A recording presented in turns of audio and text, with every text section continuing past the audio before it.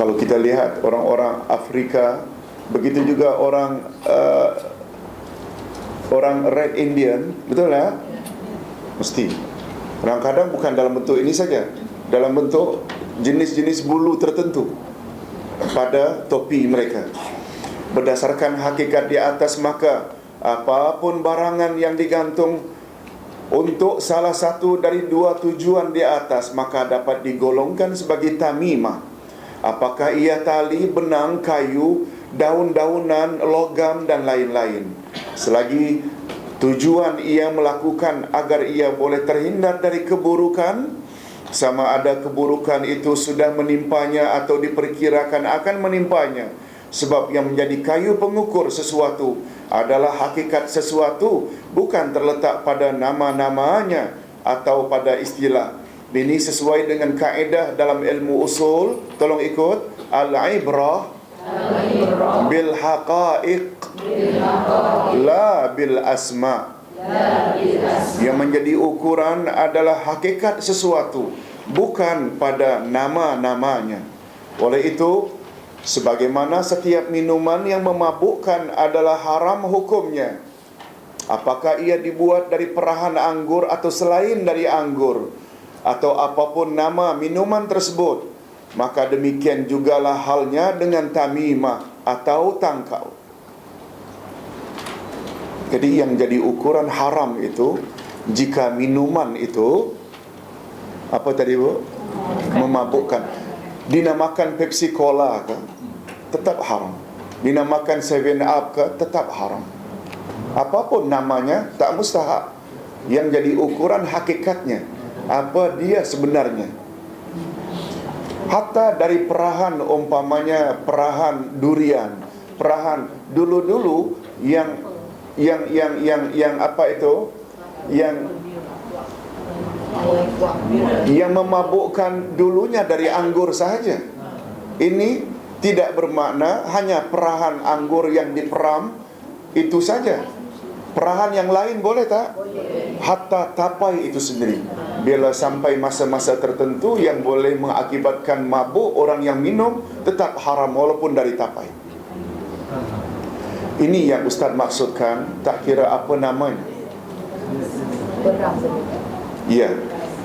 Jadi sama dengan apapun kita namakan. Ustaz buat contoh lain. Ketika Nabi tanya, tahukah awak apa makna mengumpat? Atadruna mal ghibah? Setelah sahabat tak dapat jawab, Nabi sebut definisinya. Zikruka akhaka bima yakrah. Mengumpat apabila engkau menyebut tentang aib seseorang yang bila orang tersebut yang aibnya disebut dengar, dia marah. Kita pula selalu gunakan, kawan sinilah, kita bukan mengumpatnya,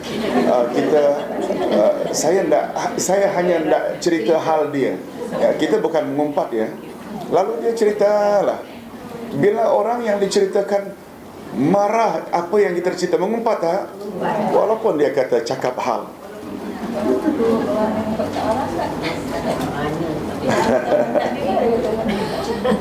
Pastikan dia tak marah baru mengumpat. Oh, kalau dia gunakan itu bukan makna dia tak marah kah? Kalau dia marah itu, suka hati dia lah, nanti saya yang akan dapat pahala. Marahlah itu.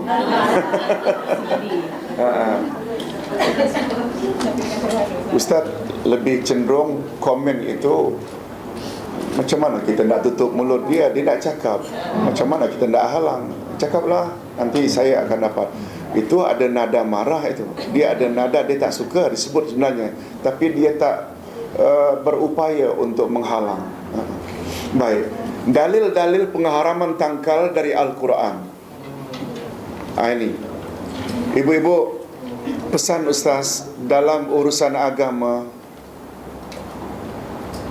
apa saja masalah akidah ke, ibadah ke, akhlak ke, kita kena tahu ada dalil tak? Maksud Ustaz, kalau Ustaz pernah sebut Bila kita belajar agama tidak pakai manhaj, tak ke mana. Kita mudah diselewengkan orang. Syiah datang, Qadiani datang, macam-macam liberal datang. Kita akan terima saja sebab kita tak ada dalil. Ustaz bila sebut dalil tak semestinya hafal ya. Tapi confirm dia ada dari Quran cakap begitu, hadis cakap begitu. Kita yakin. Itu namanya belajar agama dengan manhaj.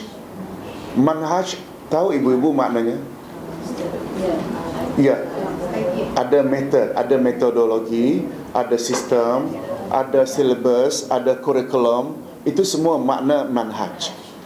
Di antara manhaj dalam belajar agama, kita tidak mudah terima apa orang cakap kalau orang itu tak bawa dalil. Kalau hanya cakap-cakap lepas, semua orang boleh cakap. Betul tak? Tapi bila dia cakap begitu, dia bawa ini ayat sekian, ini hadis sekian. Itu namanya ada manhaj. Kalau masuk pun jadi pegangan kita, kita jadi yakin. Betul tak? Agama kita mesti yakin. Tak boleh. Untuk meyakinkan kita, kita kena ada dalil, ada proof. Itu sebabnya ibu-ibu, kita dapati cara orang-orang yang berpendidikan, mereka sudah terbiasa. Mereka sudah terbiasa apapun cabang ilmu yang mereka dalami, mereka tak terima kalau tak ada proof. Betul tak? Show me the proof, baru dia ambil. Nah, konsep yang sama sepatutnya para cendekiawan Islam, golongan yang educated, profesional juga jangan dalam agama dia terima saja. Awak dalam hal-hal dunia tak boleh terima awak punya profesor kecuali profesor datangkan prof. Mengapa dalam agama awak pakai ikut saja? Tak boleh. Dalam masalah agama lagi perlu, sebab ia menyangkut perkara gaib. Betul tak? Perkara-perkara future yang kita tak tahu, yang kita wajib yakini. Macam mana boleh terima kalau tak ada proof? Betul tak? Proof ini maksudnya dalil-dalil sama ada Quran atau sunnah yang sahih. Nah, dalam hal ini sebagai contoh umpamanya, kalau tak salah dua subjek sebelumnya, iaitu dua topik sebelumnya, sihir, ada tak dalilnya dari Quran? Ada. Tentang hadis Nabi juga ada. Ruqyah yang boleh, ruqyah yang dilarang, ada tak dalilnya?